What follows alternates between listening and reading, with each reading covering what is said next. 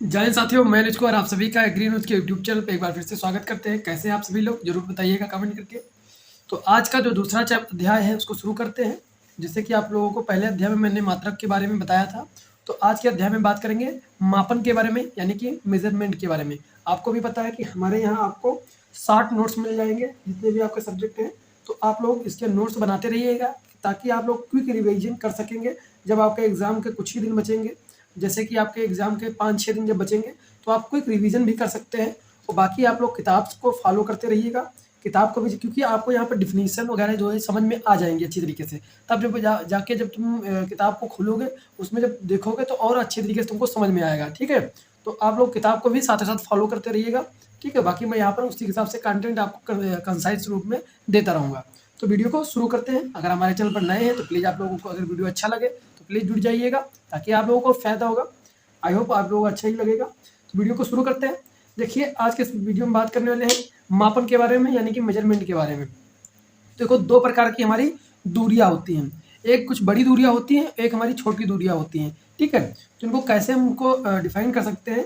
जो हमारी बड़ी दूरियां होती हैं, ठीक है, वो छोटी दूरियां होती हैं। तो जो भी हमारी बड़ी दूरियां होती हैं उनमें क्या होता है कि जब हम, इसमें क्या होता है हमारा, जब हम, एक सेकेंड, इसमें देख लीजिए आप लोग, बस 1 मिनट रुकिए। देखो, यहाँ पर ये क्या है, ये बड़ी दूरियां हैं। बड़ी दूरियों में क्या किया जा रहा है कि यहाँ पर आप लोग देखेंगे एक चीज़ कॉमन रहेगी। यहाँ पर जो आपको घात जो है, जिससे कि आपकी 10⁻+3 दिख रही है, आपको घात हमेशा इसमें प्लस में मिलेगी। ये आपको कॉमन फैक्ट बता रहा हूँ ताकि आप लोग अच्छे तरीके से याद रख सकें। ठीक है, वैसे दूरियाँ वैसे रटोगे तो बहुत समय लगेगा आपको। ठीक है, किसी को भी लगेगा, आप ही क्यों। देखिए, बड़ी दूरियाँ जैसे होती है जो भी प्लस में रहती हैं। ठीक है, बड़ी दूरियाँ जैसे कि आप यहाँ पर देख सकते हैं 10⁻+3 यानी कि किलोग्राम। ठीक है, उससे बड़ा क्या होता है इसके बाद में आपका है mega, kilo mega, kilo mega, जैसे मेगावाट सुनते हो। ठीक है, kilo mega, kilo mega. Mega में क्या होता है 10⁻+6। हमेशा एक चीज कॉमन रहेगी, घात जो है हमेशा किस में चलेगी, 3 के मल्टीपल में चलेगी, यानी कि 3 के प्लस में चलेगी। ठीक है, 3 जो है हमेशा बढ़ता हुआ चलेगा। उसके बाद ये है क्या, गीगा, जीजा मत पढ़ना। ये क्या है, गीगा, इसको पढ़ते हैं गीगा। ठीक है, गी, जो गीगा है तुम्हारा, ये गीगा जो है इसका हो जाएगा 10⁹ ठीक है, ये आपको याद रखना है बड़ी दूरियों में। ठीक है, इससे भी बड़ी दूरियां होती हैं, उनको आगे बताएंगे। उसके बाद आप यहाँ ये छोटी दूरियों पर, छोटी दूरियों में आप लोग देखेंगे कि milli, micro, pico, nano, femto, atto, zepto, yocto, ये सभी आपको बताएंगे। अच्छी तरीके से आप लोग याद भी हो जाएंगी। आज के बाद भूलना आपको नहीं पड़ेगा। देखो, इसमें आपका मिली, मिली को कैसे रिप्रेजेंट करते हैं, स्मॉल एम से करते हैं मिली। इस मिली में क्या होता है 10⁻⁻3, मिली में 10⁻⁻3, मिली माइक्रो पिको। अब इसको 2-3 बार पढ़िए, milli micro pico, milli micro pico से, मिली माइक्रो पिको से नैनो लड़ गए। कैसे, नैन, देखो कोई जब तुमसे मिलता है तो कैसे करोगे, मिली माइक्रो पिको से, कहाँ पर, आंखों में देखा होगा तभी तो मिली होगी, यानी कि मिली माइक्रो। इसको 2-3 बार आप लोग पढ़िएगा, मिली, मिली माइक्रो पिको नैनो। ठीक है, इसको आप लोग ऐसे रखिएगा। अब इसमें करना तुमको क्या है, मिली क्या होता है, उसका जो है 10⁻⁻3 मीटर होता है। ठीक है, माइक्रोमीटर में आपको माइक्रो को रिप्रेजेंट कैसे करते हैं ये भी आप लोग याद रखिएगा। इससे भी क्वेश्चन बनता है, इसको किस सिंबल के द्वारा रिप्रेजेंट करते हैं, यानी कि उसका प्रतीक क्या होता है। तो ये आपका प्रतीक होता है। ठीक है, यू के तरीके से होता है, इसको 10⁻⁻6 मीटर होता है। उसके बाद पीको, इसमें भी आप देखेंगे 3-3 का जो है बढ़ते हुए घात में चलेगा। ठीक है, 3-3 के बढ़ते हुए में, जितनी छोटी दूरी उतना ही उसकी घात जो है ज़्यादा होती जाएगी। यानी कि जो आप जेप्टो, वो सबसे छोटी दूरी को माप सकता है, यानी कम से कम दूरी होगी। ठीक है, मिली थोड़ा बड़ी दूरी, उससे छोटी माइक्रो, उससे छोटी पिको। ठीक है, ऐसे समझिए, जितनी ज़्यादा घात, ठीक है, उतनी छोटी दूरी हो जाएगी इसकी। ठीक, यहाँ पर देखिए माइक्रो, पिको, फिर 10⁻⁻12, नैनो 10⁻⁻9, यहाँ पर आप देख ही सकते हैं 10⁻⁹, फिर फेंटो। अब यहाँ तक तुमको बता दिए मिली, माइक्रो, पिको, नैनो। ठीक है, अब यहाँ से कैसे आप लोग याद रखेंगे, यहाँ पर आप लोग ये ट्रिक फॉलो करनी होगी। उस ट्रिक का नाम है फैजी, फैजी, फैजी, फैजी एक लेखक है अगर आप लोग अभी नहीं पढ़े होंगे तो आप लोगों को पढ़ने को मिलेगा इंटर में, वहाँ पर आपको हिंदी रहती है आप लोगों को इंटर में, उसमें आपको देखने को मिलेगा एक लेखक है फैजी, ठीक है, फैजी। तो इनको याद रखना है, फेंटो, ऑटो, जेप्टो, एक्टो। कैसे? फेंटो, ऑक्टो, जेप्टो, एक्टो, ये तुम्हारे हो जाएंगे। ये 4 आपको इधर से याद रखने हैं ट्रिक से, 5G से। इतने आपको तो कंपलसरी याद ही रखने हैं, भले आप इसको भूल जाए लेकिन इनको जरूर याद रखिएगा, ठीक है। यहाँ पर माइक्रो नैनो तक आपसे डायरेक्ट पूछा जाएगा कि 1 मिली माइक्रो में कितना होता है, ठीक है, ऐसे करके क्वेश्चन पूछे जाएंगे, ठीक। बाकी आप लोग चेंज भी करते रहिए, मतलब जैसे कि पूछ लिया माइक्रो, उसको चेंज कैसे में करना होता है। जैसे कि एक होता है किलो, हेक्टा, डेका, लीटर या मीटर, डेसी, सेंटी, मिली, ठीक है। Kilo, hecto, deca, litre, deci, centi, milli. इसमें जैसे कि हम ऊपर से आते हैं नीचे की तरफ तो हम क्या करते हैं? गुणा करते हैं। नीचे से जब हम ऊपर को जाते हैं तो क्या करते हैं? भाग देते हैं। जैसे कि किलोमीटर से, ठीक है, किलोग्राम से में किसमें आना है? लीटर में आना है या मीटर में आना है, ठीक है। उसमें कैसे करेंगे? इससे यानी कि 1 2 3 3 से हम गुणा कर देंगे। इससे अगर हमको ऊपर जाना होगा तो क्या कर दें? भाग दे देंगे, ठीक है, इसके लिए। इसी प्रकार से जैसे सेंटीमीटर है, मीटर में जाना है तो क्या करेंगे? सेंटीमीटर में हम हैं, हमको जाना किस में है? मीटर में। तो ऊपर की तरफ जा रहे हैं तो यानी कि हम भाग देंगे कितने? 1 2, यानी कि सेंटीमीटर अगर 2 सेंटीमीटर है, इसको हमको मीटर में करना है तो 1 2 यानी कि 2 जीरो से हमको भाग देना होगा, ठीक है। उसी प्रकार से अगर हम मान लो हमारे पास 2 मीटर है, मीटर से हमको कितना सेंटीमीटर में आना है तो 1 2 यानी कि 2 जीरो से हमें क्या करना होगा? गुणा, यानी कि ऊपर से हम नीचे आ रहे हैं ना, तो 2 से तो गुणा करना होगा, ठीक है। इसी प्रकार से ये चेंज होता है, ये वाला, ये अलग सेगमेंट है। इसको आप यहाँ पर देखिए, मिली, माइक्रो, पिको, इसमें भी कभी कभी आपको जैसे कि चेंज करने को दे देता है तो उसको भी ध्यान रखिएगा। बाकी आप इसको याद रखिएगा कि नैनो में क्या होता है? 10⁻⁹ मीटर। उसके बाद femto 10⁻⁻15, octo 10⁻⁻18 and zepto 10⁻⁻21 and ecto 10⁻⁻24, ठीक है। ये आपको याद रखना है। उसके बाद थोड़ा आप लोगों को और अच्छी तरीके से समझाने की कोशिश करता हूँ इस फिगर के माध्यम से। इस फिगर को आप लोग ध्यानपूर्वक देखिएगा। अगर वीडियो आप लोगों को पसंद आ रही है तो प्लीज़ लाइक जरूर करिएगा, कमेंट करिएगा, ताकि मुझे भी मोटिवेशन मिलता रहे तो आप लोगों के लिए वीडियो में बनाता रहूँ, ठीक है। देखिए यहाँ पर आप लोग इसको समझिए। मान लीजिए ये आपकी क्या है? सेल है। आप लोग सेल अभी पढ़े होंगे कृषि वनस्पति विज्ञान में, ठीक है। उसमें अगर नहीं पढ़े हैं तो आप लोग पढ़ेंगे जल्द ही। तो उसमें क्या है? ऐसे ही आपकी सेल होती है। ये इसमें क्या दी गई? ये आपकी यहाँ पर सेल दी गई है। अब सेल के अंदर तो क्या दिया गया है? मान लीजिए सेल के अंदर क्या है? जल है। और जल आपको पता है, जल का सूत्र क्या होता है? आप लोग कमेंट करके बताइएगा। जल का सूत्र क्या होता है? H2O होता है, जिसमें 2 अणु किसके होते हैं? हाइड्रोजन के। 1 अणु किसका होता है? ऑक्सीजन का। तो यहाँ पर आप इसको बना दीजिए ऐसे ही, ठीक है, HO, ठीक है। अब देखिए ये हम क्या बनाए हैं? ये तुम्हारा है सेल।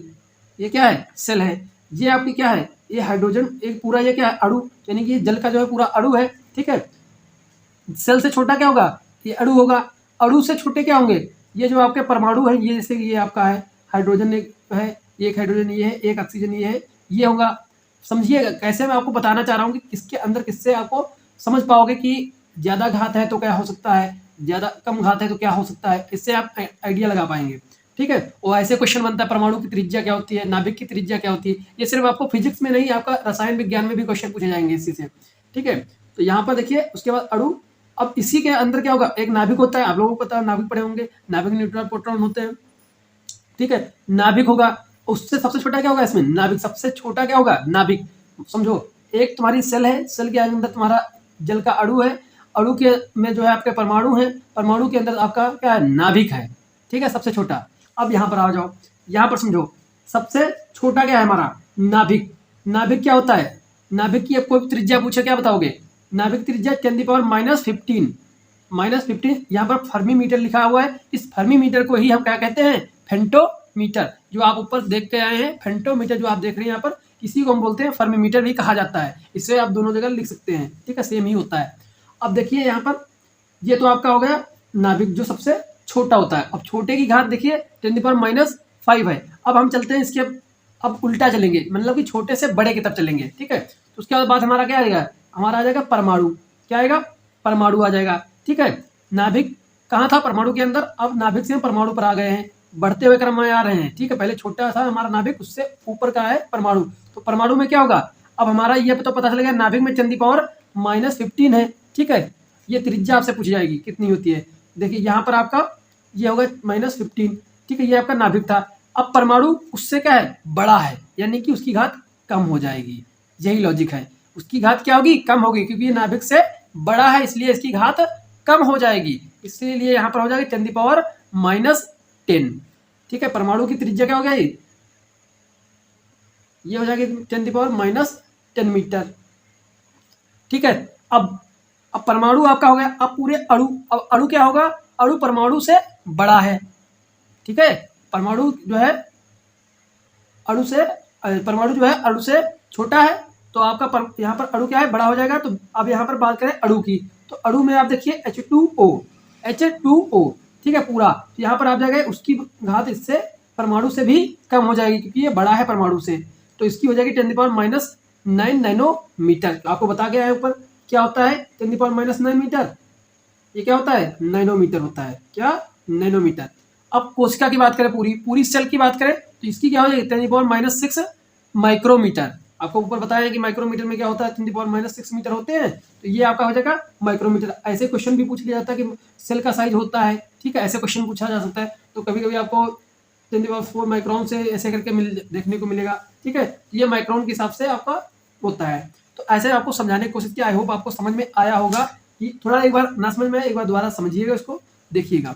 नेक्स्ट चलते हैं सीख में। अब जो बड़ी दूरियां होती है इसे खगोलीय दूरियां कहते हैं। तो इसमें आप लोग देख सकते हैं, एक होती है खगोलीय मात्रक होता है, एक प्रकाश वर्ष होता है, एक पारसेक होता है। बहुत ही इंपॉर्टेंट है आप लोगों के लिए खगोलीय मात्रक, जिसे एक एस्ट्रोनॉमिकल यूनिट भी कहते हैं, जिसमें आपका आता है 1.1011 मीटर।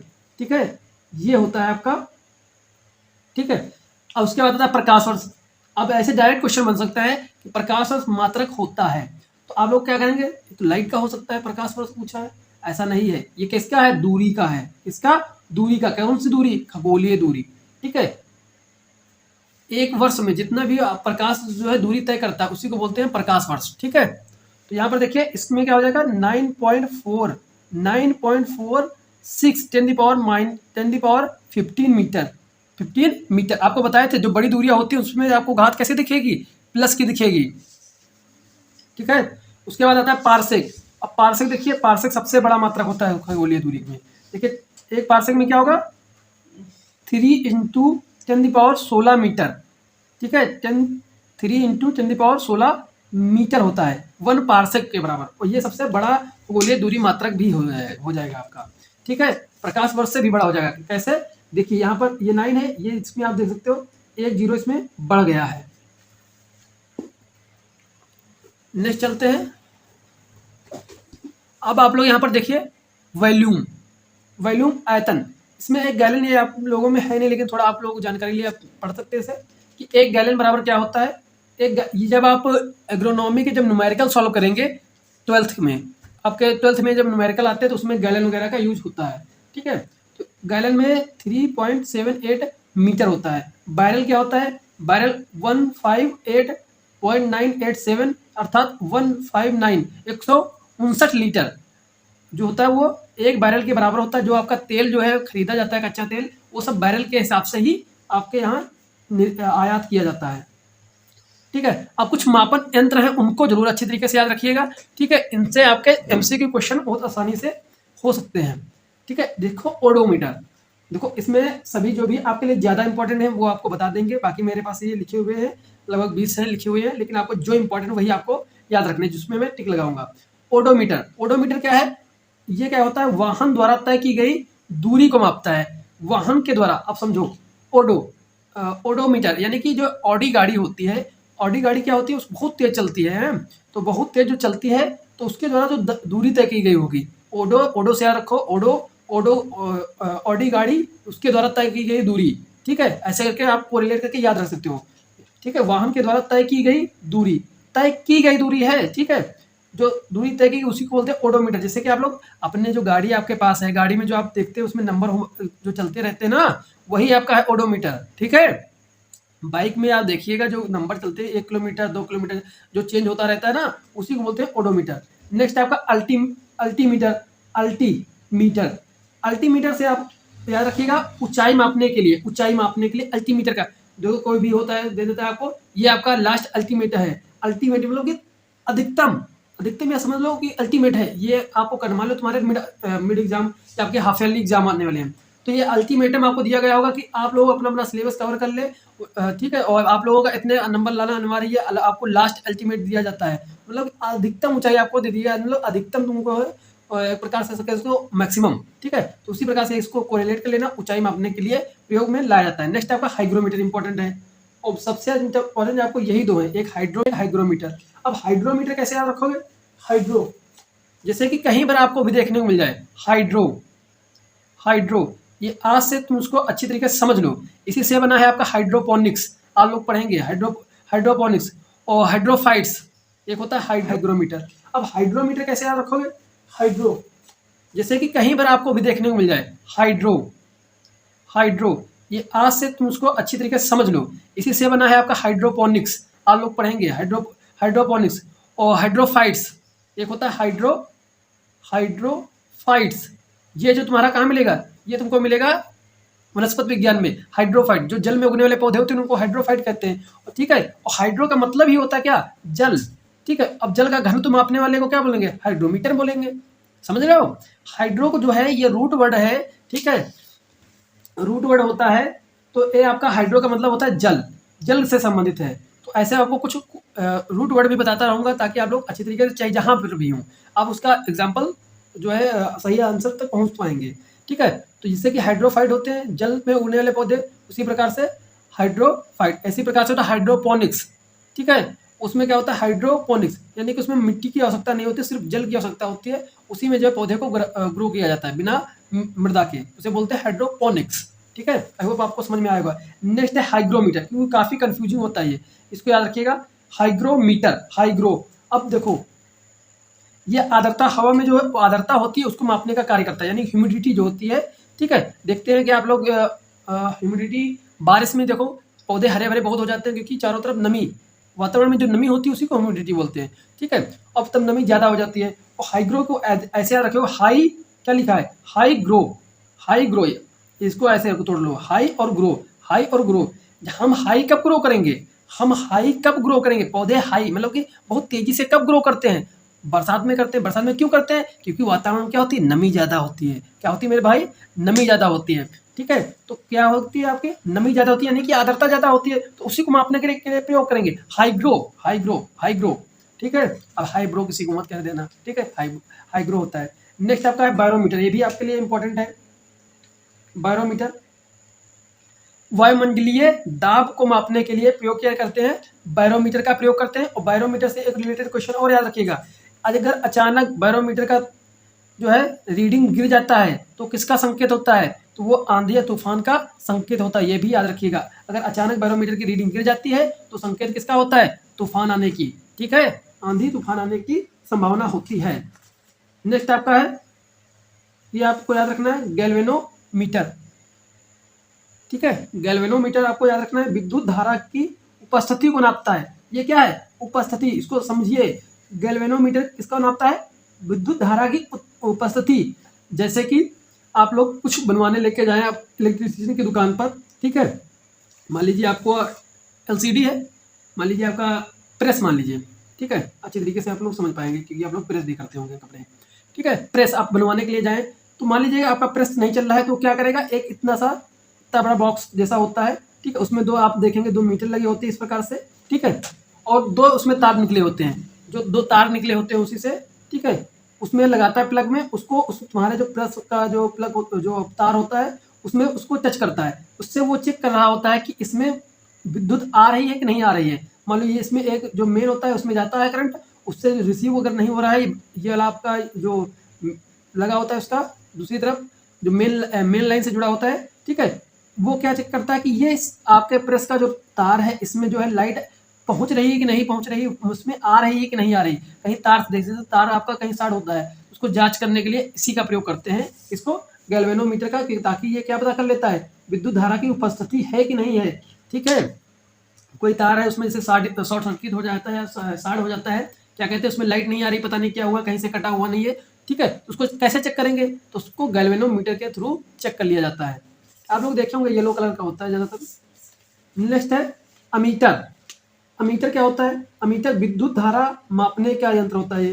इसमें क्या विद्युत धारा को मापा जाता है, लेकिन गैल्वेनोमीटर के द्वारा क्या किया जाता है, उसकी उपस्थिति को खाली पता किया जाता है कि हाँ आ रही है नहीं आ रही लाइट। ठीक है। वोल्टमीटर क्या होता है, विभवांतर मापने के लिए प्रयोग में लाया जाता है, विभवांतर। ठीक है, ये आपको याद रखना। सिस्मोग्राफ क्या होता है, सिस्मोग्राफ भूकंप की तीव्रता को मापने का कार्य करता है, ये इंपॉर्टेंट है आपका। एनीमोमीटर क्या होता है, वायु गति मापने के लिए, वायु की गति कौन सी है, ठीक है, उसकी स्पीड क्या है, ठीक है, उसके लिए आपका एनीमोमीटर का प्रयोग किया जाता है। उसके बाद आपको स्फेग्नोमेनोमीटर आपको याद रखना, रक्तचाप मापने के लिए प्रयोग में लाया जाता है। ठीक है, बाकी आप लोगों के लिए इसमें इंपॉर्टेंट है नहीं। नेक्स्ट है आपका पायरोहेलियोमीटर। पायरोहेलियोमीटर ये सौर विकिरण जो होता है उसको मापने का कार्य करता है। पायरोहीलियो, जहां पर आपको हीलियो दी जाए, ये भी आपका रूट वर्ड है, इसको भी आपको याद रखना। विज्ञान बहुत आसान होता है क्योंकि इसमें बहुत सारे रूट वर्ड चलते हैं। अगर रूट वर्ड आपको समझ गए तो आपको बहुत ही आसान रहेगा। इसको याद रखिएगा, हेलियो, हेलियो, जहां पर आपको हेलियो दिख जाए, हेलियो का मतलब होता है सन, सॉरी सूर्य, वही सन जो है आपका सूर्य, सूर्य से संबंधित कोई चीज है, आप इसको अंदाजा लगा पाएंगे। ताकि जहां पर आपको हेलियो मिल जाए तो आप अंदाजा लगा पाएंगे सूर्य से रिलेटेड ही इसमें कुछ बात छिपी हुई है। जैसे कि सौर विकिरण मापने के लिए जो सूर्य से हमारी किरणें आती हैं हमारे पृथ्वी तक, ठीक है, इनको मापने का प्रयोग किया जाता है। ठीक है, तो इसमें पायरोहेलियोमीटर में। और इसमें आप याद रखना चाहें तो आप इसे रख सकते हैं पेरिस्कोप को, पनडुब्बियों में समुद्र तल के ऊपर की वस्तुओं को देखने के लिए एक प्रकार से प्रयोग में लाया जाता है। ठीक है, तो ये चैप्टर आपका यहीं समाप्त करते हैं। ठीक है, बाकी का अगला चैप्टर जो है गति स्टार्ट करेंगे। जो गति है उसके बारे में आपको बताएंगे कैसे कैसे आपको गति में पढ़ना होगा बहुत अच्छी तरीके से। आप लोग इसे उसी के साथ साथ आपका जो बीमाएं होती हैं, बीमाओं के बारे में भी बात करेंगे। ठीक है, बीमा जैसे कि आपका वेग आएगा, चाल के आएगा, ठीक है, विस्थापन क्या होता है और आवर्तकाल क्या होता है, ये सभी को जैसे जैसे हम पढ़ते जाएंगे उनकी डिफिनेशन पढ़ते जाएंगे, उसी के साथ साथ आपको उनके साथ जो है आपका सदिश अदिश राशि कौन सी होती है वो भी उसी के साथ कवर करते रहेंगे। ठीक है, तो आई होप आपको वीडियो पसंद लगेगा। मिलते हैं नेक्स्ट में, तो तक के लिए जय हिंद जय भारत।